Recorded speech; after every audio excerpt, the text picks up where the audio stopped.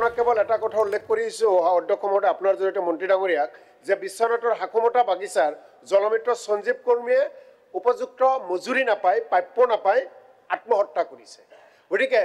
এনেকৈ গোটেই অসমৰ জলমিত্ৰসকলে আজি আন্দোলন কৰিছে আৰু জলমিত্ৰসকলক চৰকাৰে ডিপাৰ্টমেণ্টে কৈছে আমাৰ নহয় ইউজাৰ কমিটিয়ে কৈছে আমাৰ নহয় তেনেহ'লে তেওঁলোকে কাৰ মানুহ আৰু তেওঁলোকক কোনে নিয়োগ পত্ৰ দিছে আৰু তেওঁলোকৰ যিটো প্ৰাপ্য তেওঁলোকে দাবী কৰি আছে সেই দাবীখিনি শুনাৰ কাৰণে মাননীয় বিভাগীয় মন্ত্ৰী ডাঙৰীয়াই তেখেতসকলক মাতি এটা আলোচনা কৰিব লাগে সেই আলোচনা আজি পৰ্যন্ত হোৱা নাই বা তেওঁলোকৰ দাবীখিনিতো কোনো গুৰুত্ব দিয়া নাই গতিকে আমাৰ কথা হ'ল যে জল জীৱন মিছনৰ নামত কোটি কোটি টকা চৰকাৰে খৰচ কৰিছে আৰু কোটি কোটি টকা খৰচ কৰি যদি জল জীৱনৰ জৰিয়তে পানী নাপায় তেনেহ'লে যথেষ্টখিনি কিন্তু দুখজনক কথা হ'ব গতিকে জলমিত্ৰসকলৰ সন্তুষ্ট কৰিবলৈ জলমিত্ৰসকলৰ দাবী পূৰণ কৰিবলৈ বিভাগীয় মন্ত্ৰী ডাঙৰীয়াৰ ওচৰত দাবী জনাইছোঁ মাননীয় অধ্যক্ষ মহোদয় জলমিত্ৰসকলক নিয়োগ পত্ৰ ইউজাৰ্ছ কমিটিয়ে দিয়ে তেওঁলোকৰ যিখন নিয়োগ পত্ৰ থাকে সেইখন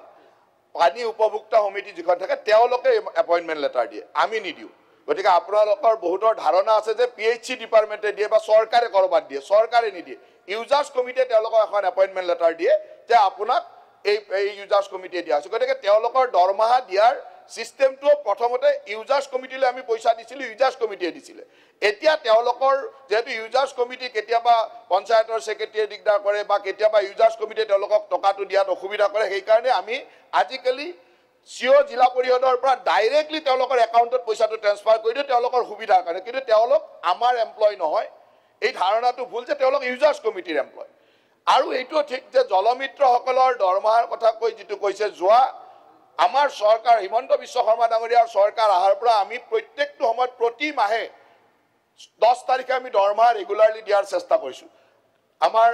হুছেইন ডাঙৰীয়াৰ যিখন চৰকাৰ আছিল 15 বছৰ চলা সময়ত এই জলমিত্ৰ হিচাপে যিসকলে কাম কৰিছিল মাত্ৰ 15 বছৰত দুবাৰ দৰমহা দিছিল দুবাৰ 6000 12,000 টকা 15 বছৰত 6000 12,000 টকা দুবাৰ মাত্ৰ দৰমহা দিয়া সেই চৰকাৰখনে যদি আমাক আপোনালোকেও কিন্তু 15 ফাইনান্সৰ টকা দি আছে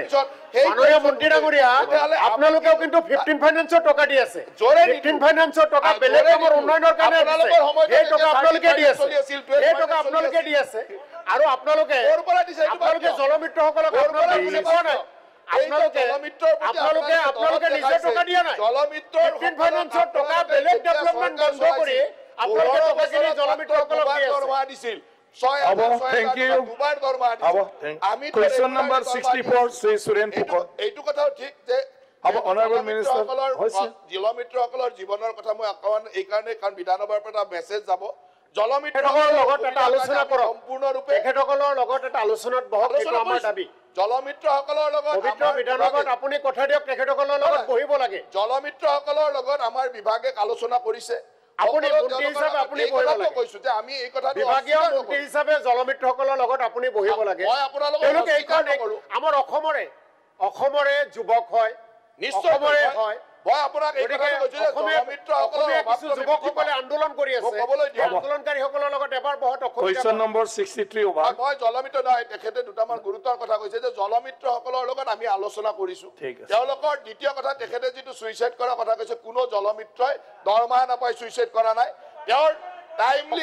অসমীয়া প্ৰতিদিন কাকতত এতিয়া 17 ফেব্ৰুৱাৰী এতিয়া আপোনালোকক এই কথাটো ক'লো যে মুখ্যমন্ত্ৰী ডাঙৰীয়াই কৈছে প্ৰতিদিনৰ যুগ গ'ল এতিয়া সেমিকণ্ডাক্টৰৰ প্ৰতিদিন দেখুৱাই আমাক Sri Suren Pukor. Please. Asomiya Please, Honorable Minister, হৈছে